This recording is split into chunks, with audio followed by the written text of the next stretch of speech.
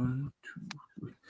Yeah. What's good, yo? Welcome to another episode, Real Talk. Where, as always, the shit's real. We talk about it. Yo, I'm your host for tonight, Pat Scorpio, New England representative. And as always, I got my man with me. I'm gonna let him introduce himself. You know what it is, man. Shuttleworth the guy, aka the GOAT artist.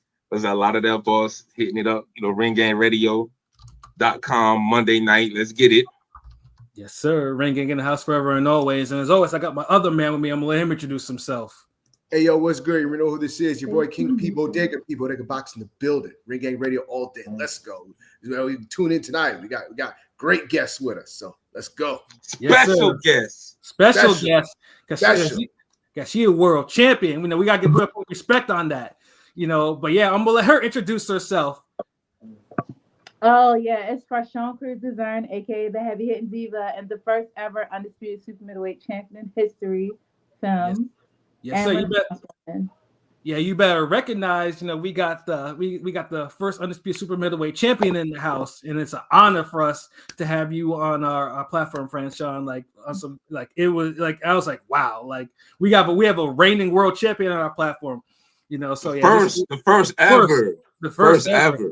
Yeah. We had a lot of contenders, you know what I mean? But champion is another level. Exactly. Once I certify, everybody just follow, so it's cool. Yeah, no, but let's get down to the nitty gritty. So backstory of this, a couple weeks ago, Shuttleworth and I, we did an interview with Coach Trinidad Garcia. He's the coach of Olivia Curry, who had the Fight of the Year candidate last month or so with Kay Scott. And so obviously we reached out and we got him, and he was saying what he had. He was it was a good interview, but unprovoked, he went on and started talking about Franchón over here. And it was weird, and we were like just 8 minutes. 8 minutes, and we were just like, "What in the world?" We let him rock us. It is what it is. But I was like, man, he doesn't like her at all. And we was even there. We was trying to even offer the counterpoints and shit because he was like, "Nah, that fight's boring." And we was like, "Nah, really, this one." We was naming fights. Yeah, and I was like, he wasn't trying to hear that shit. Yeah, Franchón, it's like she's had some classic scraps. That Clarissa shit is still that was 4 rounds. But see, this is the thing. That's the only one he would acknowledge. He wasn't he wasn't acknowledging the Cornelo. His claim of fame for his fighter is having a close fight with somebody I beat unanimously. Mm-hmm. And I fought 3 Olympians. I fought the GOAT on my first fight 2 weeks. 2.5 weeks notice off the couch. I've been overseas in headline. Who is he? Did he ever fight before? He was a fighter. Yeah. What's his record? How many world titles he won? How many nationals he won? How many international titles did he win as an amateur? I'm a 12-year Team USA alumni. So, where the fuck was Olivia Curry at? His record. Cause shout to BoxRec. His record was 6-3, but he doesn't have his amateur stuff on there. But he wasn't. But he was a good amateur. He took a class. That's the problem with a lot of these fighters. They get souped in by the gift of gab from these coaches who take these USA boxing classes, which I used to be on the board of directors of USA Boxing. They take these courses and it certifies them as a coach. Oop. I lost my light. But they certify them as coaches, and these fighters get sucked in because they think, oh, he knows what he's talking about because he talks a good game. But who are you? Mm-hmm. You know what I'm saying? What gives you? How can you talk about me when you never even walked in my shoes? And even as being a female, I've been in the ring with at least 5 current or former world champions. Mm-hmm. You feel what I'm saying? So it's it's a small thing to a giant. Yeah, because as he was talking, I was like, is there a past interaction? That's what it felt like. He's probably a fan or something. And I'm very cordial, and I love all my fans, my supporters. I love the media. I show love to everyone. Mm-hmm. I don't know. How tall is he? I think he's 5'6", 5'7". He's short, because even Olivia Curry's tall. No, he's 5'9". There we go. 5'9". Okay, yeah. I'm like, he ain't that shit. I ain't never seen this guy, and I probably won't. And if he's seen me, trust me, he won't even carry like that. He wouldn't even have the breath to talk to me or say that stuff he was saying. He wouldn't. Trust Because me. he literally was on some like, yeah, she be running her mouth. She got a big mouth talking. So I'm like what in her, that's some real, that's some accusatory shit to say. I mean, I'm just saying, so that's why I really thought y'all had a previous I don't know interaction. Nigga, the thing about it is, see, he must not understand. I'm not Clarissa. Okay, I'm the other big black girl that can fight. Mm-hmm. And I don't waste words. I don't talk stuff. If I talk it, I mean it. So right. If you do, when I was looking for a fight and I called out Olivia Curry because she had fought Shadeja and it was a close fight, and I called, where were they at? She could have got this fight. Mm-hmm. We could have fought. We could have been fought, but she kept getting draws.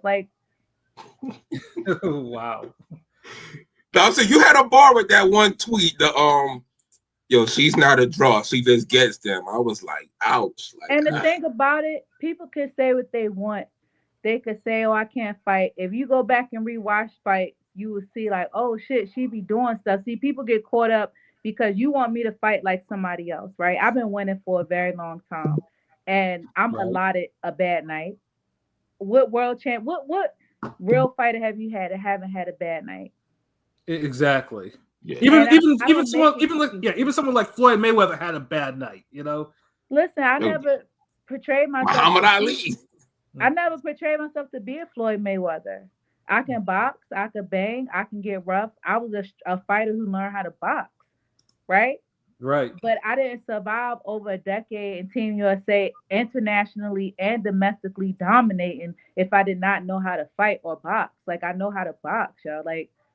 I was messed up my last fight. You know what I mean? Mm-hmm. And I fought an Olympian. I fought a girl who was active. Mind you, I've been out the ring 2 years and I was very injured going into the fight. So, I mean, okay, whatever. I asked Shorty, she want a rematch. She don't want to rematch me. She got a long career ahead of her. She going to go ahead, go back to the amateurs, do what she do. She got, a nice experience under her belt. She'll be fine. But back to them, who are you? Kay Scott, I know her back from 2016. We were supposed to fight when she was a light heavyweight. Okay.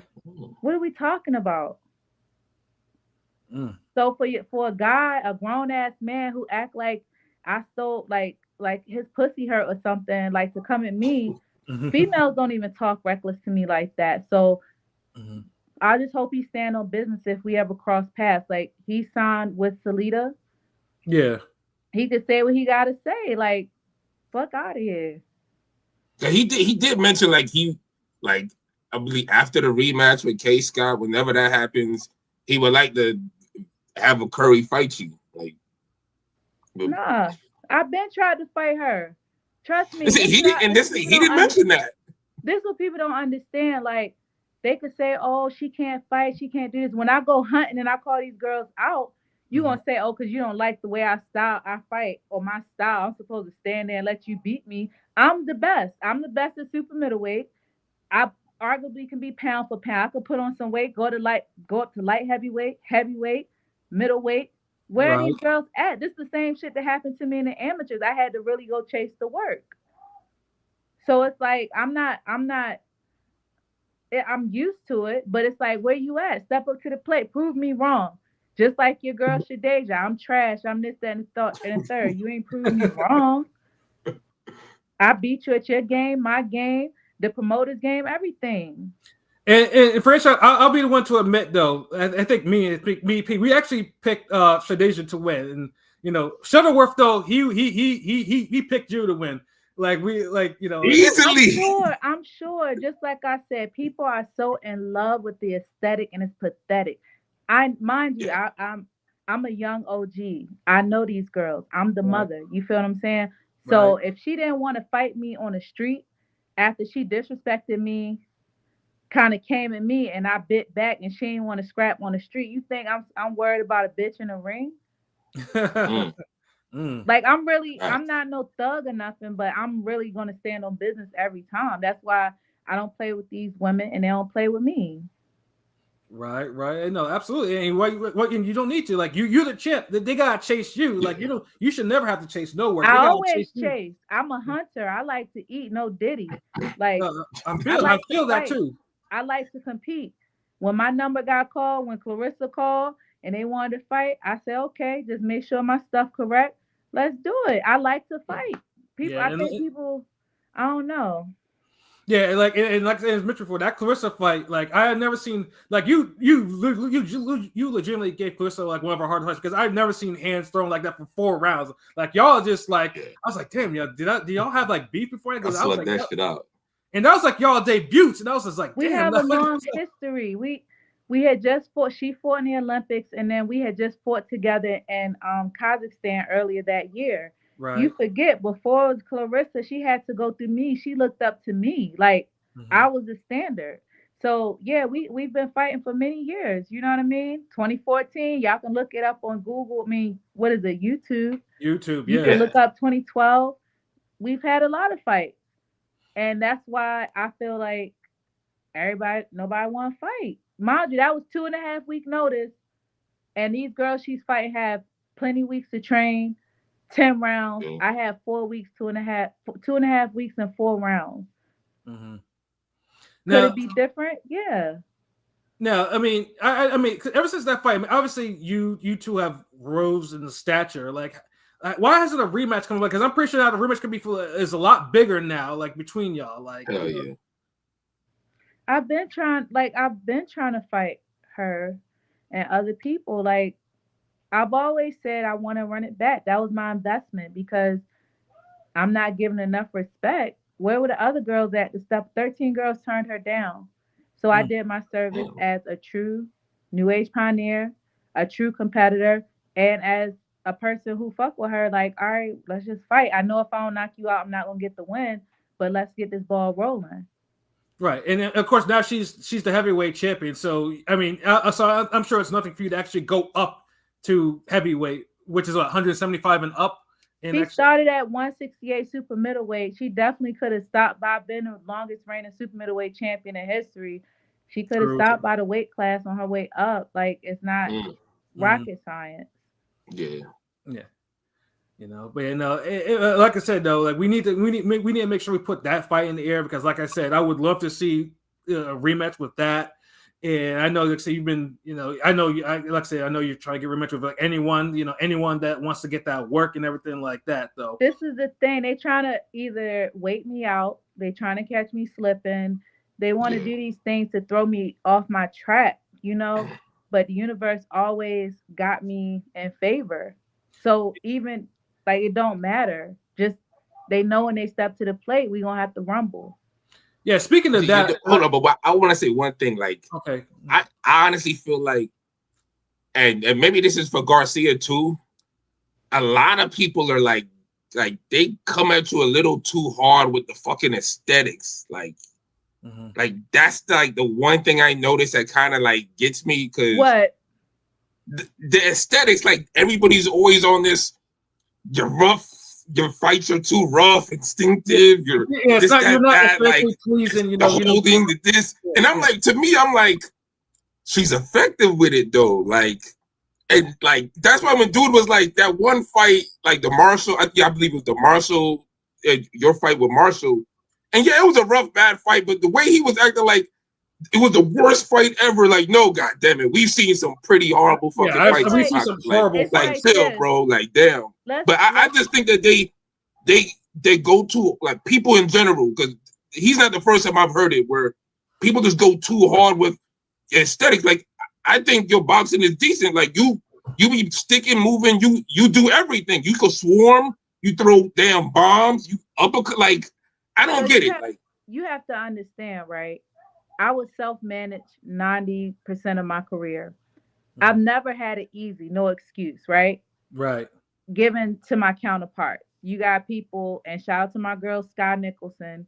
You got people who fight and they get the easy walk. They can lose and be right back in the ring. I've literally had people cheat, try to take my life to take my belts. Hence, when I had to fight a steroid cheat who everybody knew was on steroids. Yeah, I was actually good. That's what I wanted to mention because we mentioned that to him too. Yeah. So you have to understand. And then I have politics against me because, we can't have two black girls be successful at the same time, right? Let's be honest. Even in sports, and in boxing, this is a thing. Like, it doesn't matter where you go. It's like two black people can never be on top. It got to be the one at a time. It's always one at a time. But then now you wondering why, it's no competition. It's competition. I think I went viral on social media and people like, I've never heard of you. You gonna tell me for over 10 years nobody's heard of me? That's crazy. But I understand and I'm cool with it. Welcome to the party. Right. So you can't have two black girls be successful, right? Mm-hmm. I have powers that be. I have people trying to literally kill me. So you have to excuse if I have PTSD a bit in the ring. Secondly, when I did fight Savannah Marshall, none of my coaches came. So I'm stressed the whole time. My coaches did not show up. And even in my last fight, I had a situation with my staff. You feel what I'm saying? So you have to forgive me. When I'm out there, I'm literally fighting for my life, fighting for my dream, right? When I won Undisputed, that was one of the first times I had a good camp. I had everything just flowing. And I broke her nose, broke her rib, and I got my shit. You feel what I'm saying? So I fight with passion. I fight with my heart, my soul, everything. I know how to box. I know how to fight. But you're not going to tell me how to do it because I be fighting a whole lot more battles than a fucking 10-round fight. That's easy for me. I just fought this Olympian who was a buzzsaw, who was very tough and determined with a sprained ankle. Mind you, I was in a boot when I took this fight. Another injury and staff issue. So, fuck all of that. You'll see it. You get it when I get it. As long as I'm winning, I don't care. Hell yeah. That's what it is. So, so I'm guessing those are the biggest life lessons that the sport has kind of taught you, right? Or do we have any others that you'd like to mention? What? The biggest life lessons is you gotta sometimes you just gotta move forward and just gotta do what you gotta do. Baby, I just literally been playing the cards that's dealt to me. And if it was up to the powers that be, if it was up to other people, they would have been wanting me to go. People now, it's crazy because people know me more for my other talents than boxing, and I'm a fucking legend in boxing. I'm a legend. I paved the way and did a lot of stuff for these girls too, be in a position they in. Oh yeah, and then we'll definitely get to your other interests too, because I'm interested in that too. But one more boxing related question, for those who are meeting you for the first time, hearing you for the first time, who inspired you to box, or what inspired you to box? Nobody. I used to fight on the street. I just started boxing to lose weight because I wanted to be a singer. I wasn't I want to be like, my dad was a football player. He did basketball and he did a little bit of boxing, but I never knew nobody. I just went to the gym to lose weight. And then you caught the boxing bug and you was like, you know what? I can do something with this, right? That's how it goes. I always could fight. I was a transplant from Virginia to Baltimore. So boxing stimulated me. It was challenging.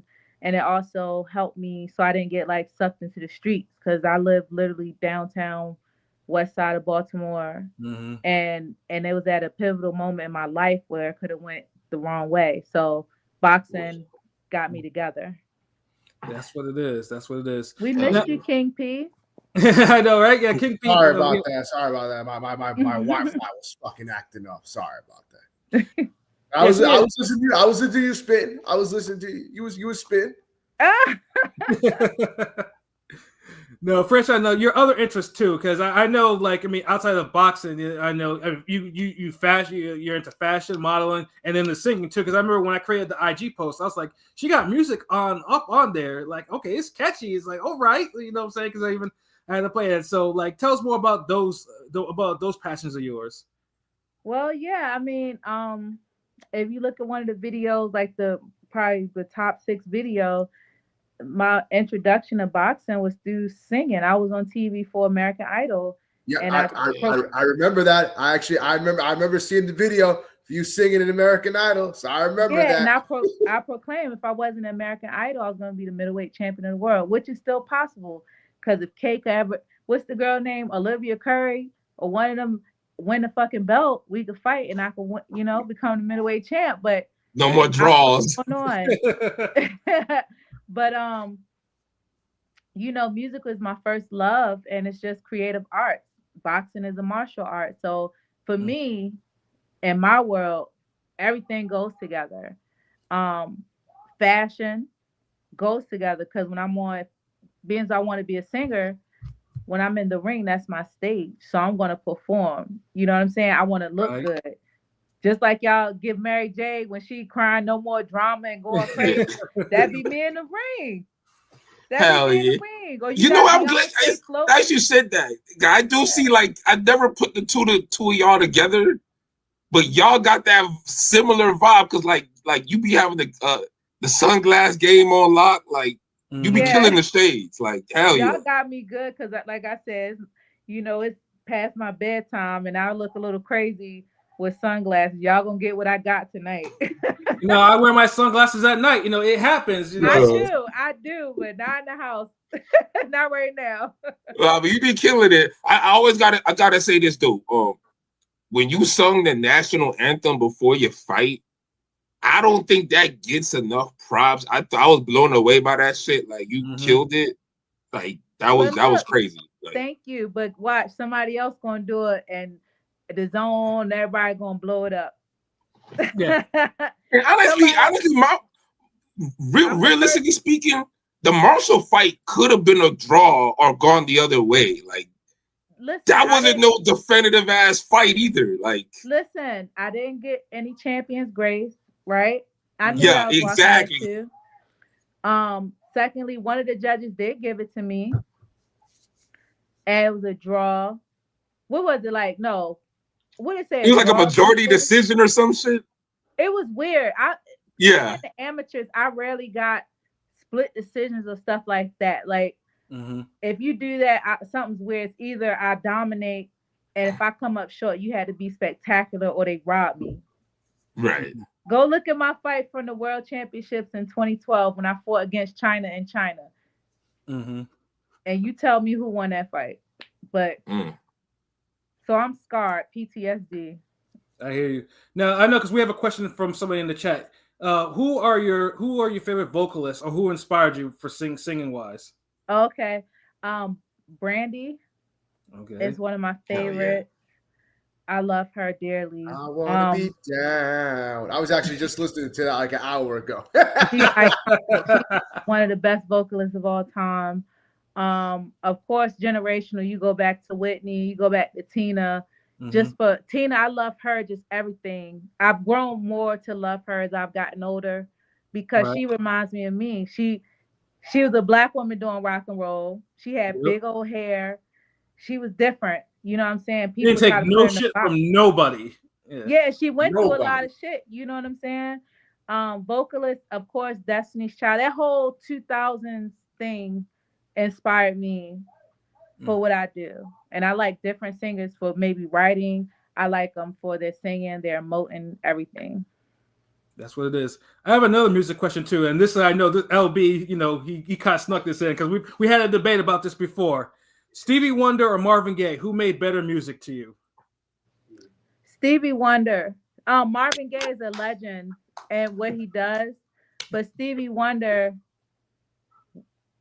aside from overcoming adversity, he saw music and heard music in a different way than we do. For him to come up with all those intricate songs and just the way he was able to express himself through music for him and other people, because he wrote for other people too. Oh, absolutely, yeah.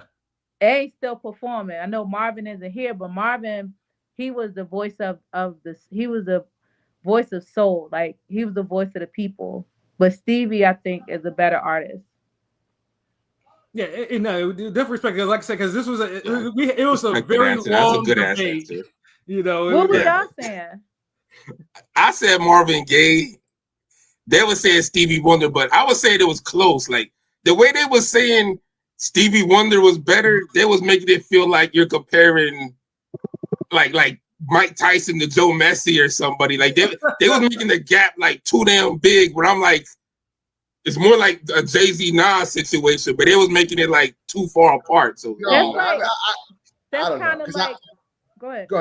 No, because I was gonna say, like, listen, I love Marvin, but to me, I've been on record saying Stevie Wonder is the greatest artist to ever live. Just when you put everything together, I love Michael, love Stevie, love Prince. I love Prince, love Marvin, but to me, Stevie's just the best. Stevie's just the greatest when it comes to just making music and just that sound and just reinventing themselves. It's Stevie for me. Okay, so that's kind of like, this is probably a little messy, but that's like Nicki and Cardi B, right? Everybody knows. All right, so we all know Nicki, she got ghostwriters too, but she's a better lyricist. Easily. But Cardi B is a performer. That too, that's Cardi the difference. B, Because Cardi B ain't no lyricist. Huh? I said Cardi B is no lyricist, no type of way. Nah, but she's an artist, though. Like, she performs it. That's just like if a writer gives an actor a script. Mm-hmm. If that actor can make that character come to life and you believe it, that's good for me. Like, I prefer listening to Cardi over Nicki because I feel like I could relate to Cardi. Like, same here. Do you understand? Yeah. No, I get, like, honestly, like, and especially as a dude, like, I just can't see myself listening to Nicki Minaj type of music. Like, it just, I don't think she makes music for hip hop. The first album, yeah. But after that, it's like first and this new one, it's like it's consistent, and I feel like it's Cardi. It's not like,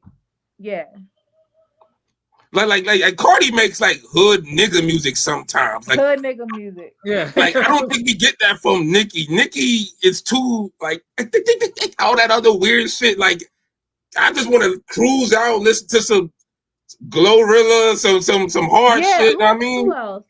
And the funny thing too is Nicki didn't come into the game. She was spitting in ciphers. Like she used to spit like hard. Like then she went to Nicki. Like, Megan Thee Stallion is a good artist too. Like I like her freestyles. I like her old stuff for real. Yeah, she can spit. Yeah. She can spit and write for real. She was spitting when she first started. Like that. Yeah, you can't deny that. Meanwhile, you've got somebody like me who's like, give me Rhapsody. I love Rhapsody, but that's the type of. Yeah, she's a great lyricist too. It's like okay, if you take Mary J. So you remember? I don't know if y'all old enough to know it. They used to have a show called Divas, right? VH1. Me and Shuttleworth are old. Trust me. Although black doesn't crack, but we are old. Okay, so they would have different divas. Now, some of you probably vocally like, why the hell they would have Mary J up there with Celine Dion. Mm-hmm. Now, vocally, you like, how the hell? Celine's a beast. She's a beast. Mm-hmm. But Mary, you feel her music more. You know what I'm saying? Very true. Yes. So that's facts. If you're an artist like me, because I'm really a musician, I'm really an artist. I ain't just pick up and start dropping songs because it's cool and okay. You want to do a TikTok dance with your song and shit? No, insider.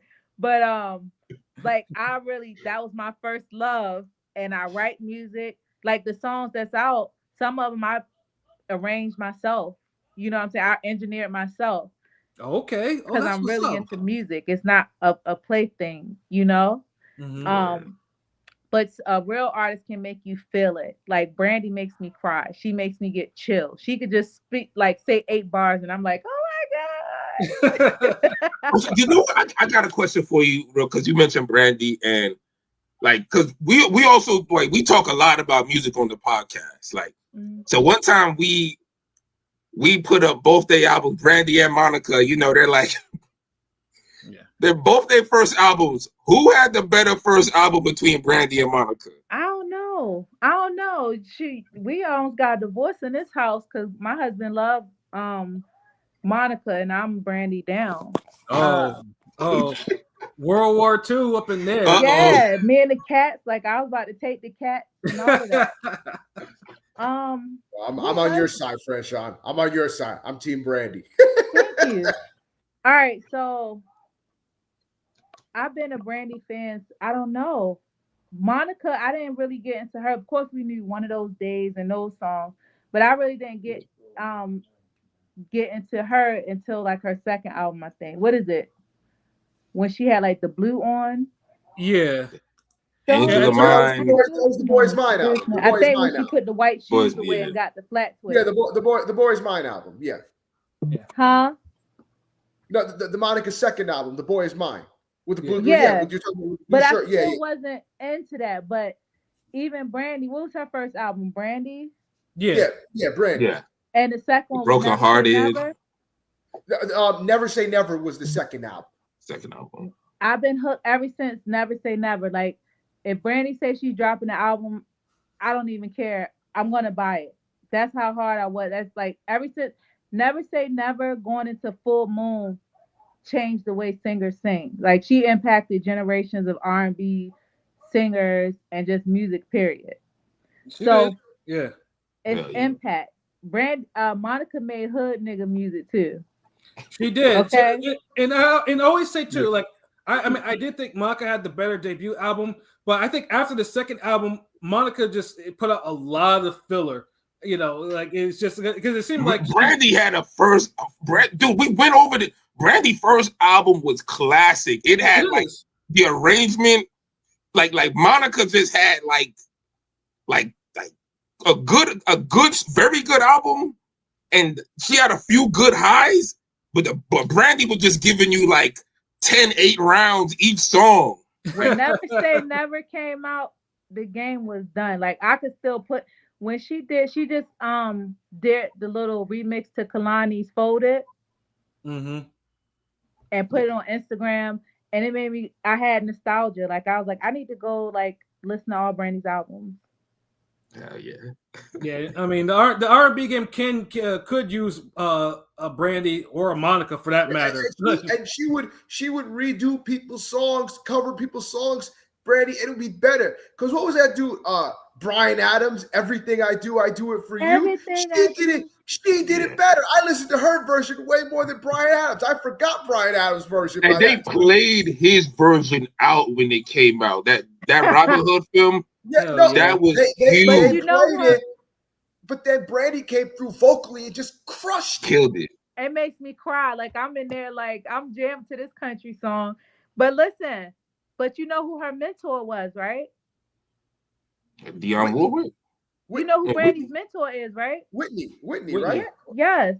Yeah. And you know, Whitney turned Dolly Parton's country song to an iconic song. I will always love you. Yeah. So that's just, even though she mentored Monica too, it's just that same impact. You feel me? Mm-hmm. Yeah, we could talk about music all day. Yeah, like Chris, all right, so is Chris Brown better than Michael? Hell no. If you answer wrong, I'm getting off.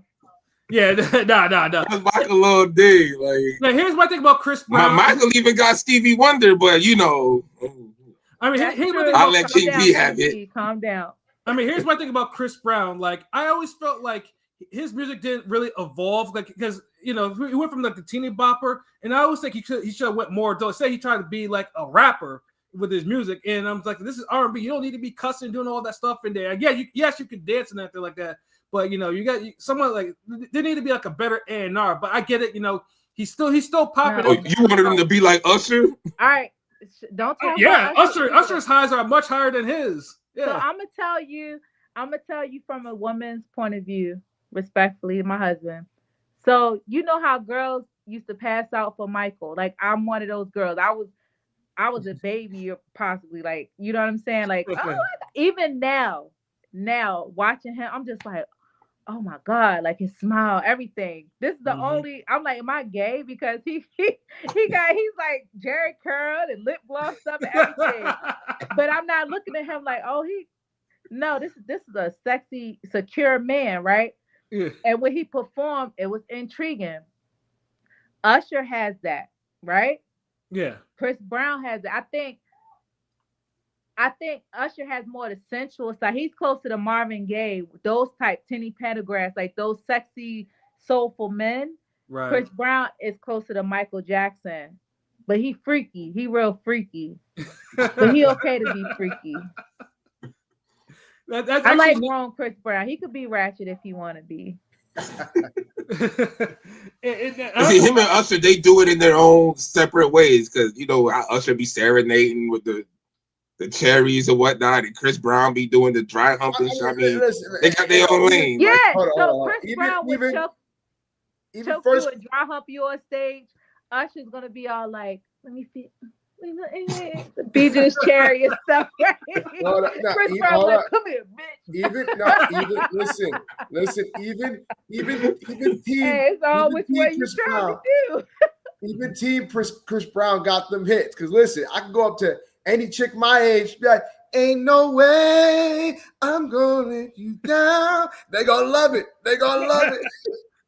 But they both walked those trails of being child stars. Like, yeah. I saw they had a clip. I be on Instagram too much, I guess, but it's my algorithm. When Usher did like his first big live TV performance and his mic wasn't working, it was an award show. He went to the podium and started singing until they gave him a mic. So, and he was probably like 16, 17 years old, but that's true performance. Like, what they missing now is a lot of artist development. Yes. Even people who could sing, they feel like if I sit there, people gonna like it. And that's in boxing, that's in music. People keep accepting the bare minimum. I be feeling like, damn, I'm trying too hard. If I just post some videos of me hitting the pads, people gonna think I'm the champ. Why am I really out here why am I out here working so hard? You know? Why am I doing this? It's like everybody accepts the bare minimum these days, and they're easily impressed. Yes, and fun things too. That easily impressed. I say that a lot internally with certain people, but that's something I say all the time. I'm to the point. I'm about to go on a sparring tour. Like all these people y'all think is so lit. Like, let's fight. Even with your girl Green kept talking all that shit. Y'all don't understand. This was messed up. When people bully me, nobody says anything. But when I bite back, I'm the bad guy. Yeah. This girl was sending me DM. She was talking real reckless. She was crazy. I'm like, girl, you know how I'm built. Stop playing with me. Kept all that to lay an egg.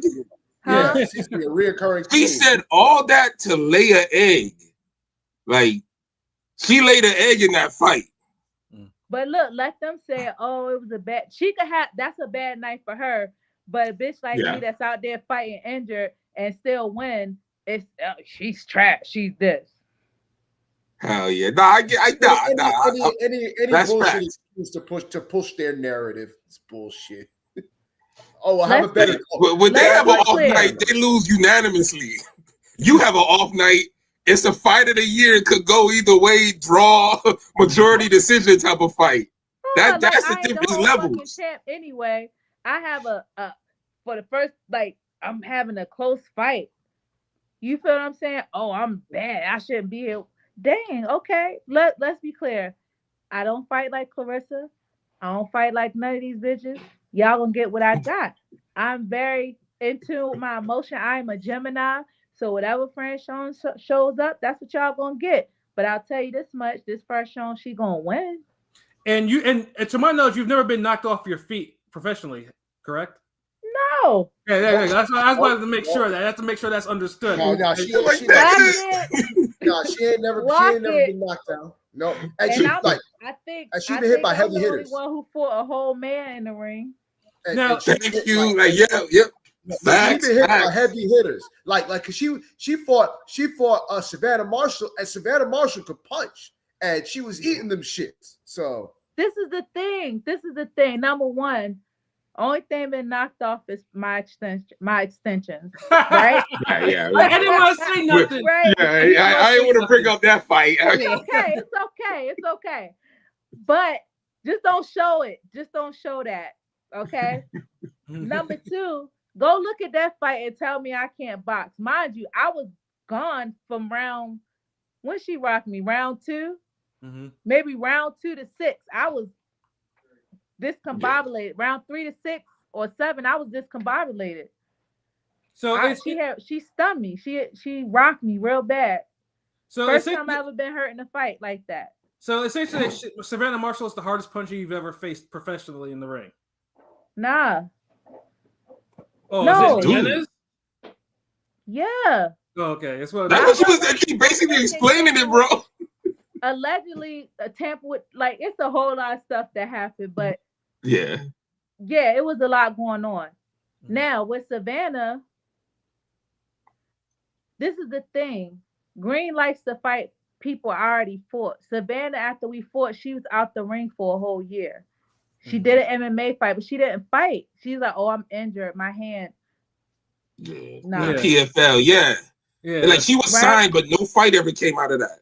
Right. But the thing about it is, even with Dezurn, after I broke her nose and broke her ribs, you fight her. People like to watch. I'm the blueprint. They watch me do it. They study me, and then they go do it. Because now everybody's throwing the overhand right. Everybody. But when I do it, I'm wild. I'm this. Yeah, she's rough. Like, yeah. I'm like, it wins. Yeah, like that Dezurn fight. Cause I remember that fight. I was like, God damn. Honestly, I thought a stoppage. That fight should have been stopped. I was like, that shit could have been stopped. Dezurn was getting with her. Like, and Dezurn took that fight on a 2 to 3 week notice as well. 2 weeks, I believe. But that's what I'm saying. Everybody gets all these props for stuff that I've done, or they get props for doing the bare minimum. When I'm literally fighting through PTSD to get through this bitch. You feel what I'm saying? I had people switch gloves on me. I had bitches on steroids. I've been injured. Never complained, and I got the job done. But it's like, oh, if I have a bad night, or if I have fights that aren't aesthetically pleasing, I'm this. Obviously, I know what I'm doing. Obviously, these girls don't want to run it back. And if you go watch the fight, you see I do fucking know how to box. Yeah, you did have a rematch before Cornejo. I think she's almost ever like rematched you, if I'm not mistaken. That was not even supposed to happen. I was scheduled to fight Jimenez, right? Yeah. Had did the gloves and the press conference. They bought Cornejo in the day of the weigh-in, saying, "Oh, Jimenez won." In California, the regulations are different. She would have failed the drug test. They say, "Oh, she's overweight. She missed her flight." But conveniently, Cornejo was already there on weight, ready to fight. This is the things I'm talking about, right? Went to the glove table, did everything before the fight, selected our gloves. In the back the next night, fight night, thank God my husband went to go get some ice. They didn't switch the gloves on me. She's in the hallway talking to the commissioner, getting new gloves. So I had to send my coach over to get her number 2s. Like, this is what I'm saying. I'm really being plotted against. Yo, the boxing game is so dirty. Jeez. Shit. But nobody. 50 Cent need to make a series on this. Yeah, I'm saying. No, I was saying 50 Cent needs to make a series on this. Like the boxing game is like crazy. And then so that's why you can't tell like a person like Savannah, who's been catered to her whole career. Yeah. Shadeja would cry and cry. Oh, I did this and that. You went to Columbia, built yourself up, and you cried, bitched, and complained into your position. You played the lapdog and the coon to get in your position. And now you think that because you got them, do what you do. Do what you do. But the universe always has favor on me. Clarissa, she's the golden girl. She's always, if it's going to come to me and her, they always going to push her, Let's just be honest. But you can't tell me nothing. I earned all my stripes. You did. You sure say you did it, and you got it in blood in some circumstances. And you still here. Yeah. Imagine if I had the same kind of back end or support machine behind me. Now, are you signed anyone? Because I remember obviously, you were signed the Golden Boy for a minute, and then the whole thing with Jimenez, and then Oscar kind of played you to the left a little bit, and yeah. I mean, I'm just allegedly, I'm just assuming from what I've understand, you know what I mean? Yeah, I honestly, that was they were cool. Other than that, I left because I wanted to be undisputed, and I don't know what their plan was for me, but I had a goal to be undisputed, and that called for me to go a separate way, and I did what I had to do, and I really just had to thug it. I'm thugging, you know, just thugging. So you're completely independent. You're not signed to anyone, no promoter. Or No, I worked with Salita my last fight. It's things working now, but currently I'm signed to Salita. Okay. But you know how that go. That's why I was pissed off this last time. They brought me out to Detroit. Babe, can you do me a favor? Can you get my lip gloss off the thing, off the table? Thank you. They brought me to Detroit to it's on that side, to call out Clarissa because that's supposed to be on my next fight. Right. And no, it's over there by that box. It's same thing. Yeah, brought me to Clarissa to fight, call her out for my next fight. And I'm freaking in the ring with these other girls. My sole purpose of coming out there was to announce and call out Clarissa for our fight. So that's why when people talking crazy to me, like, I ain't got time for this shit. I'm coming to fight. Are we gonna fight or not? Hold on, they did a bait and switch on you?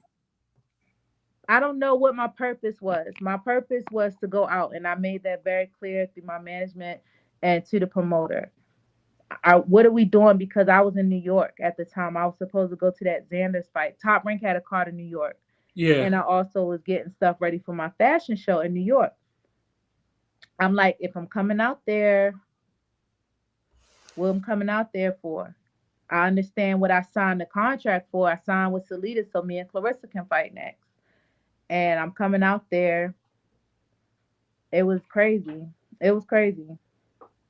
Yeah, the boxing business just like obviously the more that we get into it, it's like you realize, there's a lot of just we've had our own taste with like dirty and negative boxing people and boxing biz ourselves, but it's just like the stuff that like you gotta have like a real thick skin and you gotta really want to be in the business. That's why you probably have some of these people today. It's like, oh look, I just want to get my money and get up out of there. Like that's it. Like dude, that's what I want to do. I want to fight and get my money. Because mind you, I've been fighting for a long time and women weren't getting money.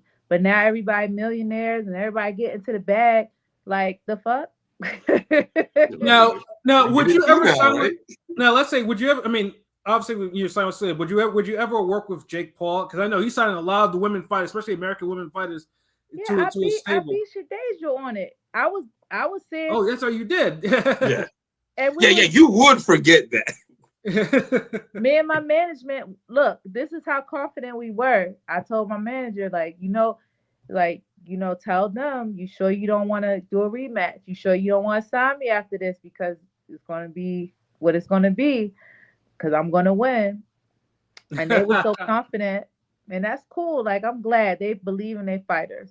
If Jake Paul, I'm willing to work with anybody willing to work with me and treat me my worth and respect who I am and what I do. At the end of the day, I'm for legacy and I'm for pushing women's boxing and growing it. And I know I have to keep fighting to do that. Even though you have women out there doing amazing jobs that have these huge platforms and they're doing it, people do want to know it's other women out there. And I speak to the arts. Everybody is for somebody. Like, I speak to many different industries. So if I can, spread love and promote that way, that's my goal. Since you mentioned other industries too, now I know some of the women fighters have done OnlyFans. Would you ever consider to do OnlyFans, or is that like a hell nah type of thing? If I understand correctly, OnlyFans, like the boxers, they're not like showing TNA. Right, exactly. It's more like only maybe a few of them do that. The majority is like extra training videos and shit. Yeah. I wouldn't know. I don't know. The Ebony Bridges, come on, bro. Like, you remember when somebody even came in this damn chat and was like, man, her shit costs too much. I was like, whoa, damn. Like, all right. So remember, because she the first person I remember really doing it for that type of shit. Ebony Bridges, that's my the girl. The Australian women's boxer. Like, she was a former champion. That's my girl. She's an amazing artist too. She drew me a portrait of me. Yes, she is. Yeah. And I still have it in my house. This is what I'm saying. People during the pandemic, right? I already had a foresight of everything. During the pandemic, when they were doing videos, so we had to, communicate through social media and stuff. Right. Go back and look at the transition videos I got. At least 8 out of those 10 women that I put in the video are like world champions now and big names. Now, I had put Michaela, Alicia, Ebony Bridges, Clarissa. I put Kaylee Reese, who's a movie star now. Yeah, no, yeah. Shout out to Kaylee Reese. Yeah, she's around from my area. Yeah. Yeah. Who else? I put Veronica, Heather Hardy, even though she transitioned to out of it. But I like stamped all these women, and they're doing like great things. So it's like when people talk to me, you can't talk to me any kind. You can't talk to me like you talk to other people. I'm too heavy in it. I'm too heavy in this. Right. I'm glad you mentioned Ebony Bridges' artwork. Like, she's a phenomenal artist. Like that's the one thing I would like to see. Like, and not just mainly MVP, Jake Paul promotion, but just promoters in general try to like promote like the women boxers more as like not just the women like on the boxing side, but their whole celebrity, their whole. Everybody trying to see all that. They trying to see some hands and TNA. But I mean, people who like you, for instance, the whole singing shit. If I was signed to MVP, I'm easy. I'm a promoter's dream. I'm a promote. See, that's what I'm talking about. Like, I'm saying, because I feel like the people who have extra talents, they kind of make it easier for the promoters. Like, imagine like MVP running promos like they do for Alicia and Serrano and them right now. Like, when you singing and you got the mic coming down and as a speed bag, you know what I mean? Like, there's so much sick shit they could do. As a creative director, we don't need them. This is the thing. That's what I be saying. People, but it's also the people and the fans too, because they be hyping up the bare minimum. Yes, yeah. I can get a mic, sing a cappella. I can sing the national anthem. And the way when I sung in the UK, that was nerves too, because I'm about to fight. But I can sing and perform. I'm not a rapper or nothing, but I'm a true writer, right? You could give me a beat, I could come with a song, a melody, everything within 5 minutes. But they praise people who do the bare minimum. They could hold a little note, and they're like, oh, no, you can sing. And we sit here like, the fuck? No, you cannot. That sexual talking. Yeah, they can't do it. That boy can sing. Not only I do my 1 and 2, I'm all right. I can dress a little bit. I got my own style, but I literally dress people. I literally create clothes and make other people look good. You saying I could dress a little bit is an understatement, because you be killing it with the style. I said this like years ago. LB, I said this years ago. I was like, like Franchón should really dress a lot of these boxers, because like they just don't like. She has that sense of style that's just that swag is crazy. Like she could. It's not like loud or like crazy. It'd be hot. Like it'd be like them Nino Brown suits. Y'all been typing me up because I was pissed off at the last show. I ain't talking. Nah, like this. This is real shit. Like nah. Well, I used to make shills. I made like 5 of her outfits. Oh, damn. Oh, okay. Wow. I was her style, like her boxing stylist for a minute. She started working with me. They should all be hitting you up. Huh? What'd you say? Now, he said they also be hitting you up. Well, you know what? I'm very blessed. I work from world champion level to ground roots. I have 2 fighters in the next. Well, I have 4 fighters in the next 2 weeks that's fighting. Kobia Breedy, he's fighting in Barbados. He's headlining, so I'm making his uniform. I have someone on the Danny Garcia card. I have a world title fight on what is it? I don't know. In Texas, it's coming up. It's a female, and then I have a fight on the 12th. My girl in Florida, Romo. So I'm doing my thing. When I'm not in the ring, I'm still in the ring. Yes, yeah. And I just had 2 successful New York Fashion Week shows. Oh, okay. Salute. Congratulations. That's what's up. So, I have some because I see some questions in the chat. Baltimore. Yeah, I was just about to say that. My bad. Good. So we have two. Shout out to Joshua. Oh, she's like he asked these two questions. Do you have any connection to your fellow Baltimorean Tank Davis? And where does I just got my hair done 2 days ago rank as the worst boxing excuses ever? What? Yeah, I'm Tank Young OG. Like, yeah, me and Tank cool. I'm proud of him. See, that's the thing, because like these fighters I watch actually grow up and we come around from the same area. But Tank is cool, always gonna, be in his corner. Even when he fought Lamont Roach, they all DMV. So I stepped back because I'm always gonna support, Black men doing great things for their family and getting a platform, being able to provide for their family. Right. But yeah, Tank, he's him, and as you can see, he's a little irritated with boxing right now. That's an understatement. He feeling how I should be feeling, but getting your hair done, it's always fuck that hair. I want the belts. If you know anything, get your shirt. I still got a few shirts, but it's always fuck that hair. You can't ask me about hair at boxing. Yeah, no facts. Yeah, wrong person. You got like so many viral moments, like I just do what I do, man. I'm telling you, I'm the Mary J of boxing for real. And Shorty can be Beyonce of boxing. I'll be the Mary J.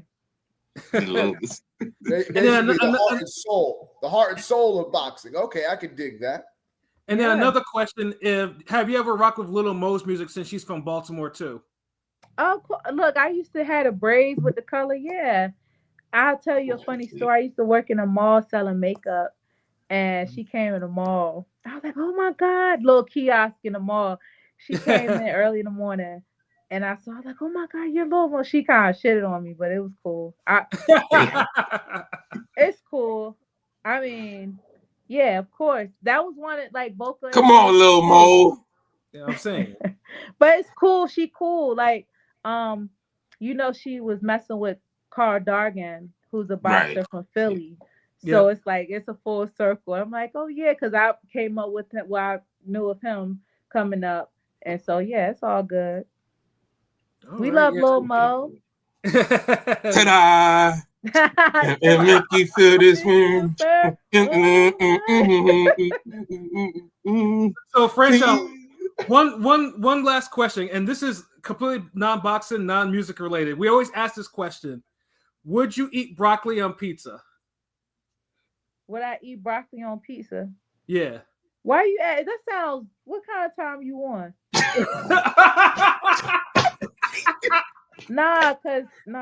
Hold up. I eat broccoli. I like pizza sometimes. I mean, shoot, get my vegetables, but what that mean? Is that like a secret code for something? yo, I'm being dissed hard right now. Like, yes. Honestly, it don't mean anything. It just this nigga eats that shit, and it's just weird as fuck. Like, who the fuck puts broccoli on pizza? I like Hawaiian pizza. I eat pineapples on pizza. Pineapple. That's more acceptable. I mean, but broccoli's like a hard no. Like, all right, I'm gonna put you on with something. Like the grape tomatoes. Yeah. The little cherry tomatoes. Yeah. Yeah. And the Tahin season. It's like a Hispanic seasoning. Oh, okay. Yeah. It's like TAJIN. Oh, yes, it'd be like in that circular container. I know what you're about. You chop the cherry tomatoes up. That's my favorite snack, and I just put the tahin on it. Try that. Okay. It's really good. Hey, Franchón, look, I mean, I know you're the champion, though, but please don't diss no broccoli pizza. Like, you don't knock it until you try it. I don't like the way that sounds. I don't like that. I don't like how you say it's not only just broccoli. He's putting broccoli, onion, and steak on pizza. Or chicken sometimes. Yeah. Like, nigga, what? Like, how is the broccoli? Is it steamed? Is it sauteed? Is it raw? It's not raw. I mean, they bake it like they put it on there, they bake it, and has a little char on it. You know what I'm saying? Listen, I have a sophisticated palate. I'm not even gonna shoot you down. Like, I'll try it. I don't want to be one of the people. I haven't tried it yet. Maybe it is good, but yeah, I mean it's right. I mean, not. But I don't like how it sound when you say you like pop that. Hey, you like broccoli and pizza? Like, imagine somebody in a dark alley, like, you want some broccoli and pizza. What the fuck are you talking about? No, I'm getting this. Just my choices, yo. Yeah, you made that shit bad creepy, yo. Yo, so hey, want some broccoli and pizza? Yo, y'all turn something so evil, yo. Like, imagine you in the alley. You at the movie theater. You walk up to a girl like, "Hey, you like broccoli and pizza?" Don't ever ask that question again. No. I mean, we asked that question because a lot of boxing people, like, y'all have interesting like answers. Like Trinidad Garcia liked it. You know, he was cool with that. So that he don't even got a neck. He don't. His taste is horrible. The fact that he tried to play with me and talk crap about me, his taste is horrible. Like, no, I'm gonna try the taste. Like, no, he probably gets the generic honeycomb. Like, he eat honeycomb cereal, the generic kind. He the type of guy that eat the government. What is it called? What was the welfare cereal? What? Funny comb? No, what's it called? That's like King Vitamin instead of the Vitamin. King Vitamin. Or what's it called? But Mama, I wanted Captain Crunch. No. Oh my God, I cannot think about it. But it was like Kicks. He the type to eat Kicks. I haven't heard Kicks in years. That's the blandest, most plainest fucking cereal. Ugh. And he probably eat that with goat milk. Like, that's like. That's oh my God. Get to a goat. He a goat with no throat, talking all that dumbass shit, talking about like, come on. Well, I swallow him real bad. Like, oh shit, yo. Oh damn. My goodness. I think I was gonna get all that from that question. Oh, where'd she go? No, she'll be back. Oh man, like, I'm sure she'll come back. Then oh my God, like, yeah. Oh man, that was a hell of a way to end it. If not, that was a mic drop. Yeah, I ain't gonna lie. Shit. Woo. Yo, she really, she really dissed that broccoli pizza, yo. Like, this might be the interview of all interviews. Like, woo. Yeah, like, I mean, I'm gonna still eat that shit though, but that's gonna be in the back of my mind. So her saying the whole shit on broccoli pizza. That shit sounded like an '80s anti-drug commercial. She just, we can pop up in the alley. Thanks. So I think she done. She tapped out for the night. Oh no, it's still a great interview, man. And like you said, like, to end it like that is like, wow. That's a Marquez. That's a Vasquez Marquez round. I mean, number 3 type of ending, like round 12 type of ending. Round 12, yeah. That's what I'm trying to say. That round 12 type of ending, like, oh shit. Yeah, that was a great interview, and I'm glad I managed to get that question in, so we can get that type of reaction. You know what I'm saying? Like the Bruce Wayne story for the pizza. Crying. You had a movie theater. Hey, lady. Yo. You want to try some broccoli on pizza? But yeah. I lose my mind. If that shit happened, if I'm at the movies with a chicken, something it does that. Yeah, that shit was crazy. Oh shit! Oh man, no, but answers. Oh my God! Like, see, and this is what I be talking about. Like, when you get these boxers a chance to be themselves and just let them get their personality off and just be them, like, yeah, it is like A1 is gold, like it's platinum. It never fucking fails. Like, I'm telling you, like, no one has better interviews than Ring Gang Radio. Like, I promise.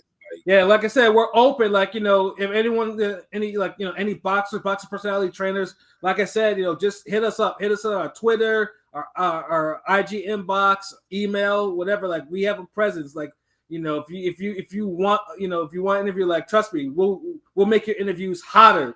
Anything like that. You know what I'm saying? Just contact us. Like, we talk to anybody. straight up and down. Y'all might have a few hot takes. Y'all have hot takes, but niggas want hot interviews.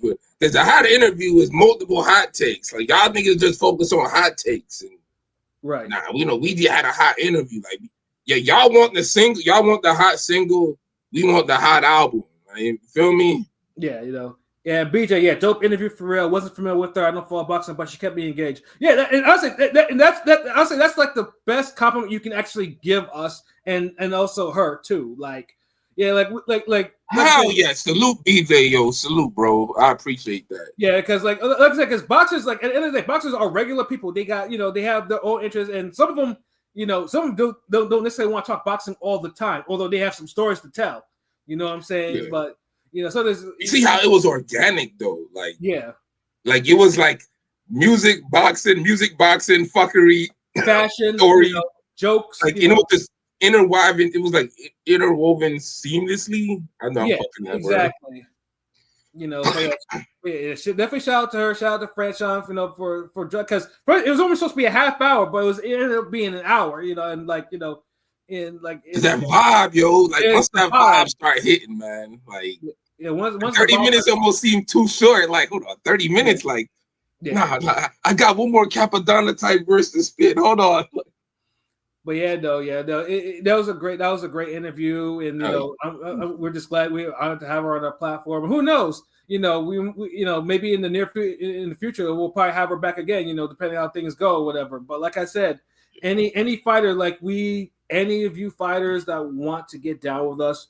Let us know, like, tell your friends and have them tell friends, tell whoever, and then like I said, we got you. You know what I'm saying? Like, if you want your interviews, if you don't want your interviewers trolling you, asking the same bullshit that you see on Twitter 13 times a day, if you want real thought-provoking questions, if you want real niggas in the chat that actually thought-provoking questions and actually give a damn about who you are, even if they don't even follow you or know you like that.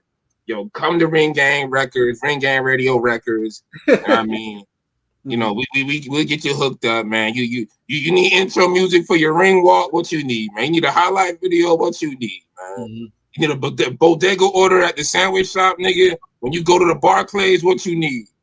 Like, what's good? You want what hotel to go to when you're in Miami? What you need, bro? Facts, all facts. Yeah, like holla, like get at us. Oh, you in the mountains in Canada and you want to box somewhere? You trying to train? Yeah, we got you. Yeah, no, for real though. But yeah, like I said though, I hope we're always on the move, trying to find more people to interview. Especially boxing is in a little slump right now, although it's going to pick up eventually. Yeah, but let's just get into that off rip, bro. Like, how you feel about this slump? Like I know we had the Twitter poll with it, God, and. I feel like this is the biggest slump boxing's ever had. Yeah, I mean, all my years of watching boxing, this is like because number one, it's just like you have a lot of cards that are just happening on the same weekend, and then after that, it's just like 2, 3, 4 weeks, even without. And it's flat. Like back in the day, you would at least get we get some Boxer de Oro, so something like you have at least a little card. You know what I mean? Yeah. Pop up. You don't even have that now. It's like it's just bone dry. Like fuck it. Yeah, like scorched earth, nothing. I know Pilot mentioned before, but I mean obviously this weekend, we have Boots this weekend, and then we also over the seas we have Dave Allen and Makhmadov. Those are the big fights this weekend. And obviously the Boots fight is just pretty much, hey, can he beat this unknown guy at 154? And he's unknown. Because we fought 154 hardcore, and where even Lima is his name never came up. Lima is unknown to us, even like the Wale Omotosa was like, that nigga more known, like bro. Yeah, hey, what a conscious boxer? That's Pilot, yo. Yeah, Pilot. I know, nigga. What do you feel like Crawford beating Canelo was the end of the series or season, and the Haney Norman card is a new series or reboot? Yeah, I mean, right now, that's. It do feel that way. Like that was the season finale for boxing. Like. Yeah, like between that and then obviously of course PBC and there's a PBC card this month and then what's Thurman Fundora then, bro? Like and then Thurman and Cruz and that's gonna be Cruz and Roach in December, and then of course we have Virgil Ortiz and why am I forgetting the dude's name already? Virgil Ortiz and Lubin. Yeah, Lubin. Yeah, I was like, what the fuck? God damn, how you forget Lubin? The fuck? Yeah, my mind went blank for a hot minute, bro. You know how many boxers I keep in my mind, like in terms of, like, remember their names? Yeah, I'm fucking with you, bro. Yeah, then it's like not only current, it's all the past people that we bring up randomly on an episode and be like, yeah, fucking Juan Lascano or some shit like, yeah. Like Kelvin Davis, like what? Like exactly. You know, but yeah, I mean, and salute somebody else in the chat that I missed, like Rob, Chris Brand, Miss Bitch, what up, salute. But yeah, and Joshua O, salute, and we appreciate the donation, salute, man. Salute, Joshua. Yeah, I get to say that earlier. But yeah, I mean, let's just put it. I mean, we hopefully, like, you know, I mean, there's some noteworthy like upsets, because I mean, honestly, if the fights are not gonna if not that competitive on paper, then we hope for the upset. You know, like it's only 7 grace, but honestly, I'd rather have a good competitive fight. But I feel that. I mean, just Lima and Boots, because you know what it is. I know, you know, some people have been saying, "Hey, look, Lima's no boot. I mean, Lima's no bum and all this." We get it, but it's just nobody wants to keep seeing these level of fights for Boots any longer. That's all. Right now, so, if Lima was fighting that's all that is. If Lima was fighting someone else at 154 instead of, like, you know, it would have been anything. But I think it's like Boots is at the point right now where people want to see him in with names. He has, you know, like, yeah, dude. Like I said before, a Blair Cobb would have been a better fight than this. Like, at least it's a name. At least you get some type of promo going. Keep the buzz. I mean, if we're gonna just fight guys like this, you feel me? Like, yeah, I'm always gonna go with the guy with the name who could talk some shit. Like, right. And pretty much now it just got announced too that this is going to be for an interim WBA belt, which now you know the play, because obviously we have a new WBA 154 champion, you know, Barreau, who beat Tellez in a Fight of the Year candidate, like a hard Fight of the Year candidate, you know, and he got upgraded once Crawford gave up the belt. So it's like we see the play right now. Eddie's trying to steer him towards that, either that or Conor Ben. So he is like, okay, yeah, you know, see who's going to be the interim. So that's pretty much the reason why this fight is the way it is. That's like the future plan. And then, you know, we have Allen and Makhmudov, which now Eddie, I get what Eddie's trying to do, because Eddie's trying to make Dave Allen versus Deontay Wilder if he beats Makhmudov. But that I honestly think that's probably going to be Dave Allen's going to get slaughtered by Makhmudov. He rightfully should get slaughtered by Makhmudov. Like, there's no way that fight just give us Wilder Joshua already. Fuck. Yeah, exactly. Like, you just do it, and just, you know, and these mid-tier cards have really been lacking this year. Top Rank needs to get their shit together. Yeah, Joshua. Oh, like, Top Rank needs their TV deal, because right now, I mean, they have Espinosa's going to be fighting on a Zanfer card. You know, a whole champion's going to be making a title defense on there. Like, they're basically the Top Rank is lending out the fights to different promotions here and there. Obviously, you got to keep them busy. They're making trash cards with them too, though. Like, it's not like you're lending somebody over and y'all making like a fire guest album, like you doing fire shit. Like, no, y'all said the niggas to be a part of jobber festivals and shit, man. Like, yeah, like, but like I said, I mean, boxing will pick up near the end of the month, and then, you know, we'll have a nice little stretch, you know, into December, thankfully, you know. But then what's in December we looking forward to? I did like the Cruz and Roach card. That just got announced. That's it? So far. And then maybe an NOA fight? Yeah, the NOA fight. Yeah, like, you know. I mean, that's better than what, you know, like, that's at least 2 weekends. There might be something else too, like, so. Yeah, I mean, just... Yeah, all I know is it needs to just get itself together a little more. I don't know. Like, hopefully the pizza needs more toppings, nigga. Yeah, like 2026. Hopefully, you know, there's the network situations get straightened out, and then more fight cards, like, you know, PBC, you know, should have it like at least every month like it used to have. Top Rank should have it every month like they used to have. Turkey does what he does, you know, with his fights or whatever. So Golden Boy should have more fights. You know, there's basically like there's all this money circulating, but there should be more fights being televised. That's, you know, like, yeah. It just needs like somebody needs to just spread them out a little better. Pause. Like yeah. These cards that have like 5 main events on them, like bro, like I like a stat card too, but damn, nigga. See, I don't mind a stat card if at least there's like another card like next week. Like there's got to be more cards. Like it can't be like we're stacking this card in and there's a drought.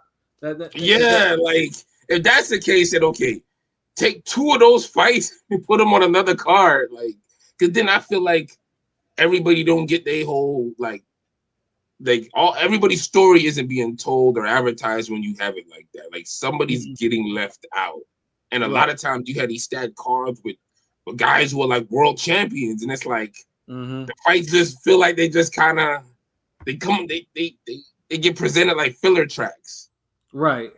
And it's like, okay, that's on that's number 7 right there or some shit. Like instead of it being its own, like okay, we got the hot pressed up single here, nigga. Like that's my thing.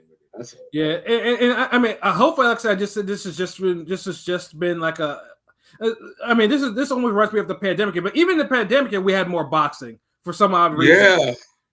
Yeah. So that's why when people be like, man, ever since Turkey came in and we did this, I just be like, y'all niggas literally just started paying attention to boxing like now, like our 2023, like, because we've been surviving without Turkey and been having good years, like even 2020 had some motion, bro.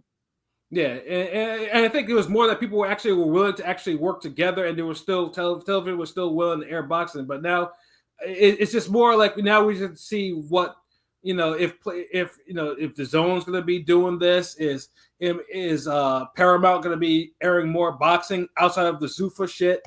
It's like is another platform going to kind of step up? Is ProBox going to step up to a bigger into a different to a different plateau, different like like level, like it's just basically there's a lot of unknowns, and we just hoping that maybe in 2026 that this kind of gets ironed out, so to speak.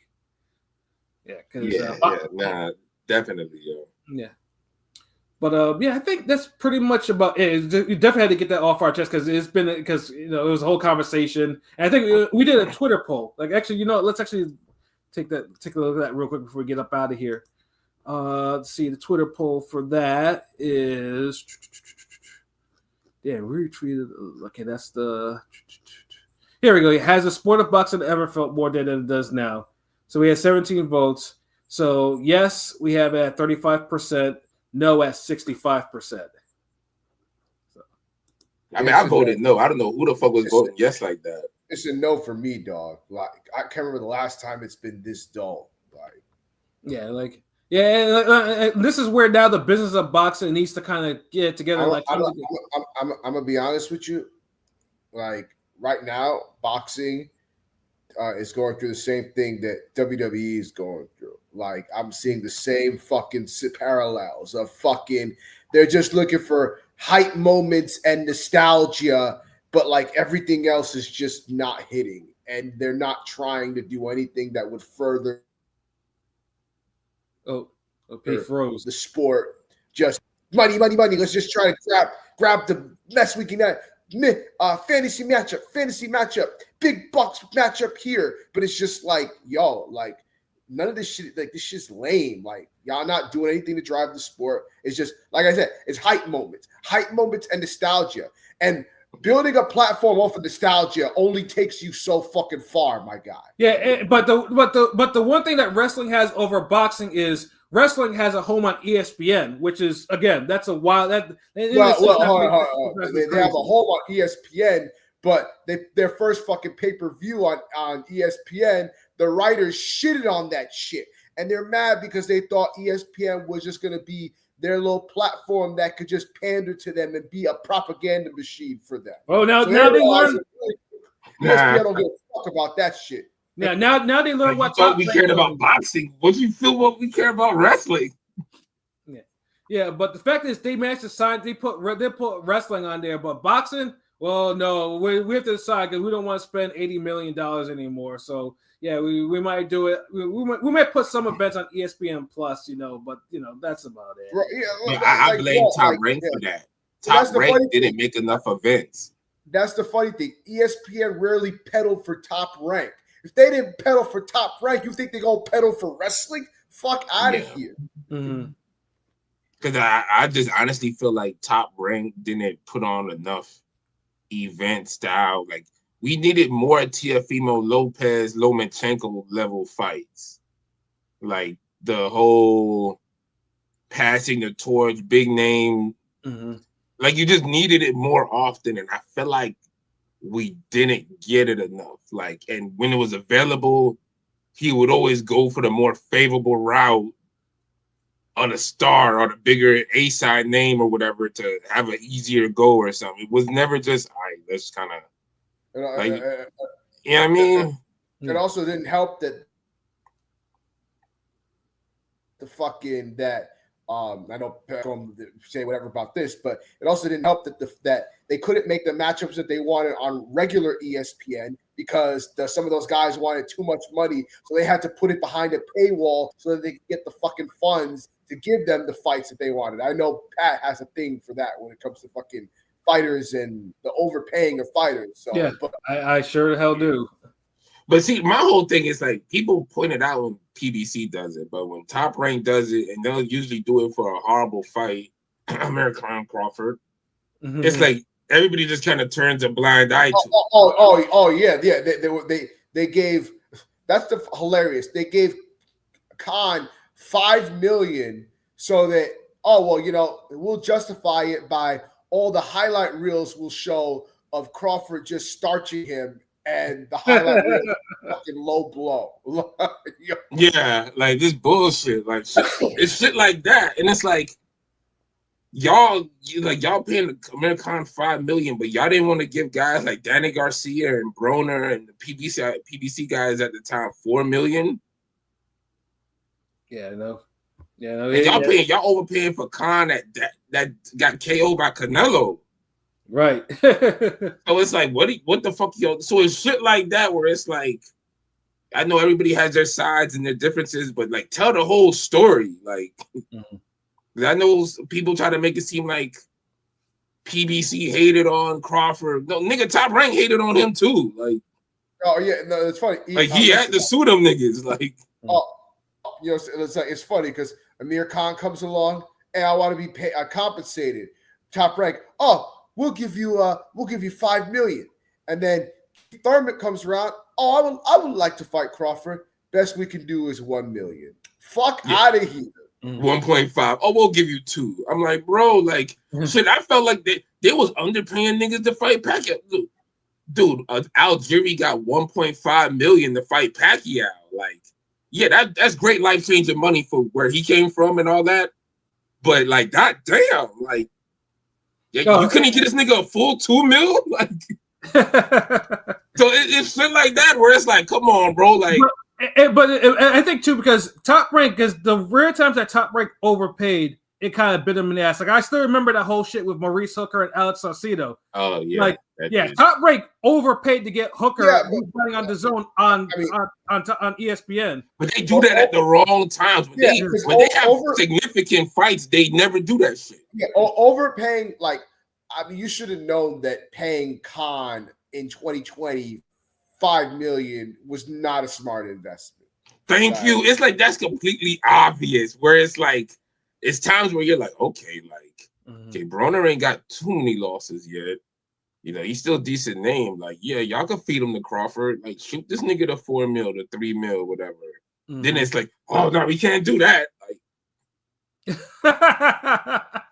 Like, because I mean, like Crawford, I mean Thurman and Garcia, I think made like $4 million when they fought each other. Like, so you don't think they were $4 million fighting Crawford? Yeah, no, yeah. Like that's the shit I be talking about. Remember, Crawford fought guys like Felix Diaz who were PBC guys.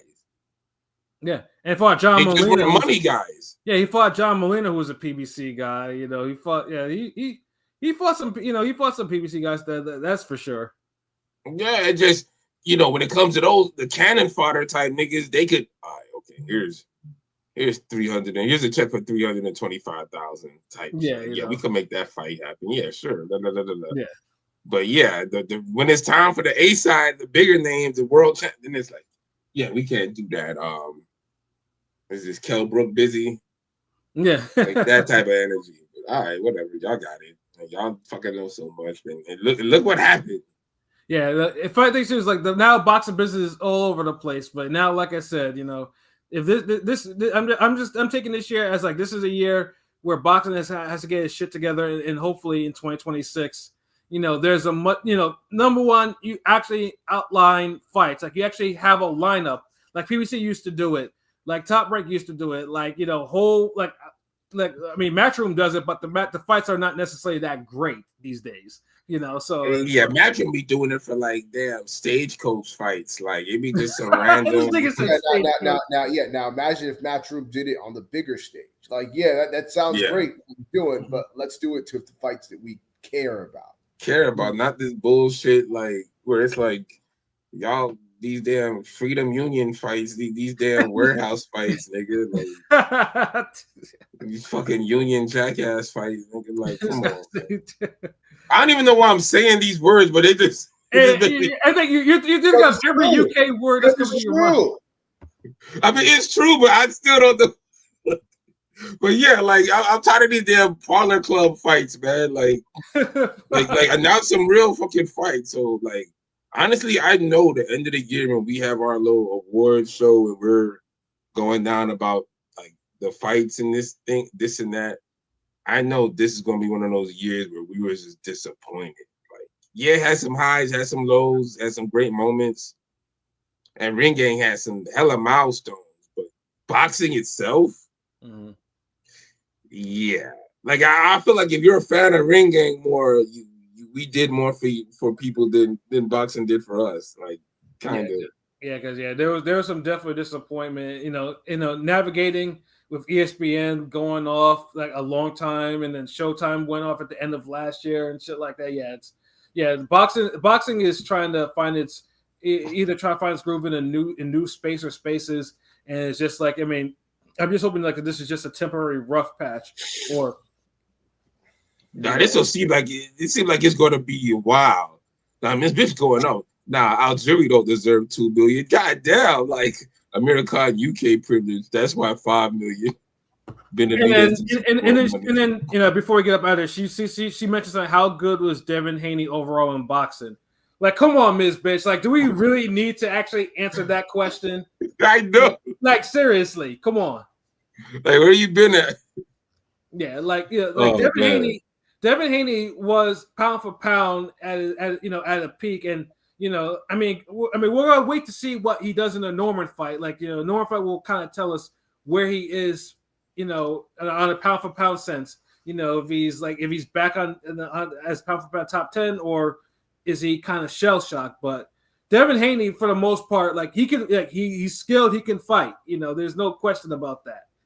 Like, I mean, he's not. It's because he's not on all these platforms getting interviewed like he Ryan Garcia, and he lost his last fight and looked terrible. He's still a big name in the sport.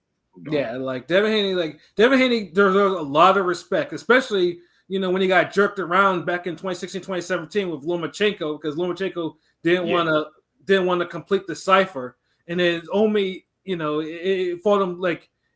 Funny, I always say this too. Lomachenko back in 2016, 2017 could have beaten Devin Haney back then. He could have. He could have, but the problem is he let he got around. He didn't fight him back then. So well, whose fault is that?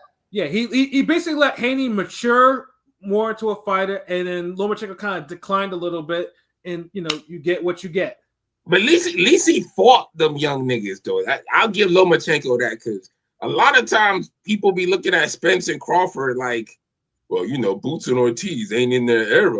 That's not their generation. I'll just be like, really? Pardon me? Like, like all these niggas just fair game. Like, what the fuck? Like, yeah, keep in mind, like, I mean, damn near Canelo fought Mayweather and Crawford. They're not in the same generation. Like, at all, nigga. Like, if Golovkin going into the goddamn Hall of Fame, like, bro, these generations done overlapped, and like, so don't tell me that shit. Like, these niggas just ain't want the fights, but they're definitely in the era. Like, come on.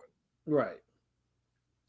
Because Lomachenko, like, Haney been in his era the whole time. It's just like King P said, like, he could have fought him early and kind of nipped him in the bud, but you wait till that nigga then got better, improved, physically stronger, skilled, all that shit, and then you go life and death with him.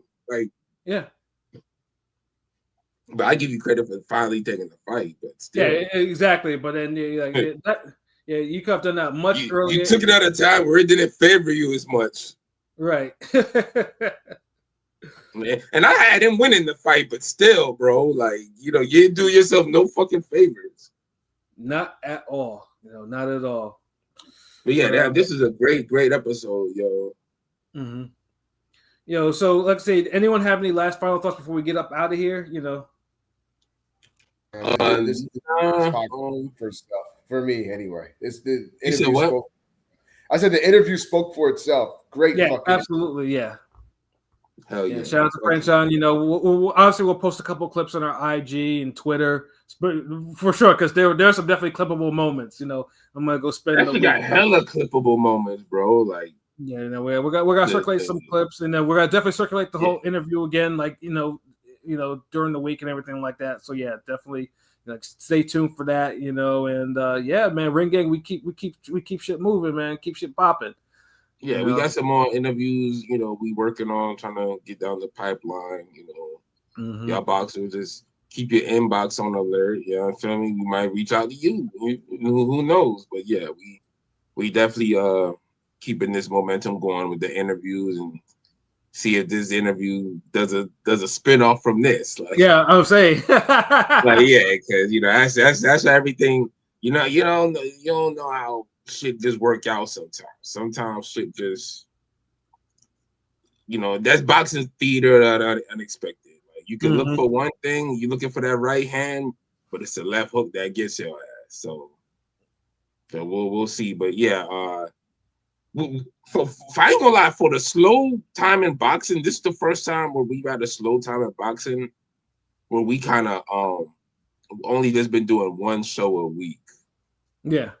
Like, we even said, hold on, like, we kind of, fuck that, we falling back. But I respect it, though. I might go live again this week, hold it down. I know ain't no music shows or nothing popping off lately. No, trust me, we'll get back into the groove or whatever. Like I say, but sometimes, it's good. I mean, if the box is gonna have a downtime, then we just have some downtime, kind of think of some other shit to do. Like that's what we do. And we coming back, we holding it down strong in our downtime. Our downtime, nigga, we still putting up damn training clips and getting interviews and all types of shit. So yeah, like our downtime ain't like some of you niggas downtime. Our downtime be like some of y'all niggas uptime, really. Yeah, our downtime is we're always working on some different shit. Your downtime is you're working on shit. You know what I'm saying? Yeah, are y'all regurgitating other shit, trying to do hot takes and all that other manufactured shit where we just fucking I think it says Shutterworth glazing. But myself, nigga, I'm talking about I'm glazing Ring Gang, nigga. What? Like, come on, like, nigga. But it's the facts though, it's the truth. Like, like our downtime, we give niggas quality content on our downtime. We breaking milestones. Like, I bet no one can come out and find a more entertaining Franchón Crews-Dezurn interview than this one. Facts. And how long she been in the game? I bet y'all can't find another interview where she just went off and it was just such a vibe. Like, I'm telling you. That's what we do. You know what I'm saying? Like, and that's ditto for all the other interviews we've had. You're just not gonna find it. Like, it's like we do this shit. Like, yeah, facts. Like we was before Cam and Mason them. Y'all, you know what I mean? All of these niggas that somehow came up with the formula now, we was doing it before. Facts. And just now it's just getting bigger and more niggas is noticing and seeing it. It's like, okay, but we were doing this before. The whole hip hop boxing, that's Ring Gang. Like, and nobody else was doing that shit. Got me feeling like Suge Knight. Like, yeah, we was the niggas who was the first ones that had like they label on around their neck. You know what I'm saying? Sign your royalties over to us. You know what I mean? You know what I mean? Like, So yeah, we was on that. So we the first niggas who was having like the custom damn hoodies and shit at fights, nigga. Like that was us, nigga. Like, you know what I mean? But yeah, so pass it back off to this nigga Pat. We about to head off on this bitch. Feel nice being a little early night. I mean, yeah, no, absolutely though. But we got, like I said though, it's early that we got hell of a content, and it was hell of a time well spent. You know what I'm saying, with my ring gang brothers, with Franchón. You know what I'm saying, like that. So that's how it goes sometime. But yeah, for myself, Pat Scorpio, New England representative. For LB Shuttleworth, the God, the GOAT artist. For King Queen Bodega P, kind of cosplay, he's in the comments or whatever. Shout out to the whole Ring Gang crew. Shout out to the champ, Franchón Crews-Dezurn, for coming on the show with us. And yeah, shout out to the fans who held us down, let us get to this time and moment in history where we interviewed our first world champion. Yeah. It's a great look, and we gonna get even more. Yeah, this is again another wonderful episode from Ring Gang Radio. And some real talk, and this was definitely some real talk, embodiment of real talk. Real motherfucking talk. And as always, when shit's real, we talk about it, man. So until next time, peace. Tell everyone.